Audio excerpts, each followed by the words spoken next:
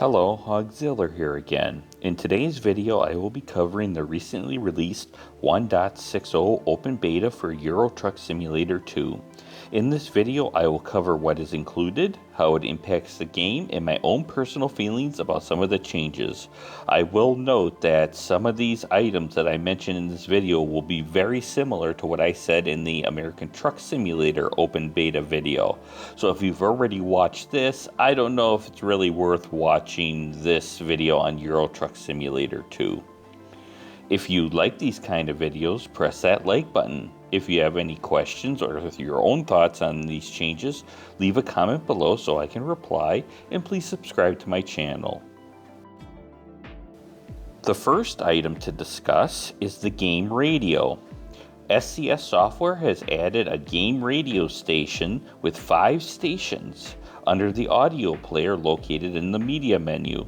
The 5 radio stations are Rust FM, Escape, Pump It, Pop Gear, and Radio, with each station having their own distinct sound. I will say that listening to each station, they don't have big name artists on these radio stations, so if you're expecting mainstream music here, you will be disappointed. But for me personally, it was alright. The songs were good to listen to. I generally stuck with the Rust FM channel while driving. Note that you can still use your own music or the radio streams that are pre-filled in the file or that you can manually add. But keep in mind, if you had your own music in a folder with a shortcut in it, this appears to have broken this feature with this open beta, which means you'll have to copy your music files directly into the Euro Truck Simulator music file. The second item is the job details being added to the widgets. When you are handling a shipment, now that shipment, a description of what the item is, a picture of that item, the weight, and the amount for final delivery can appear on the widgets. This can be added via the widget options by pressing F6 while driving. The update itself is alright, but with this addition to the widgets, I'm starting to notice a concerning issue. The widgets area keeps getting taller and taller, like a giant skyscraper. And I'm starting to be concerned that this new widgets area is starting to stray away from its original intended purpose. Back in February on the SCS blog, there was a posting about the new widgets display. There were 4 key points. The information needed to be clear, immediate, unambiguous, and adaptable. And I can say on that last one with adaptable that SCS Software has definitely delivered on that. You can take and remove items off of that widget area on command. The areas I'm having concerns with are the other 3. I'm starting to see that towering effect. For me, this is a concern as compared to the old Route Advisor, where everything was in a nice compact area. And if I needed to see different things, I had mapped a keyboard within my hand reach that would cycle through the different options in that Route Advisor. Now I feel like my eyes are having to scroll up and down that widget areas, taking my eyes off the road much longer than I am comfortable for, putting my truck at risk. I guess my concern is that some of these widgets take up more space than they really need to. For example, with this new delivery option widget, there's a picture of the item, like, oh no, I am hauling grain. Oh no, I didn't know I was going to be hauling grain until that picture was on there. It's like, why did the picture need to be there? Or another example is with your damage with your truck. It could just be a single compact line with each of the values with a percentage and a slash representing each of the truck, trailer, and the cargo itself. But now we have this bar graph on there. It's like Oh no, I didn't know what 50% damage to my truck looked like until the bar graph was there. It just seems like there's an opportunity to make some of the widgets more compact, causing a smaller area for your eyes to have to go to see the information you need instead of this big long area on the right hand side of the screen. The third and final item I wanted to bring up is the expanded rest mechanics. Previously, for Euro Truck Simulator 2, you had to rest every 10 hours for 9 consecutive hours. With this open beta, now you have 2 new rest-related bars. The first one is the rest bar. This will show you how fatigued you are.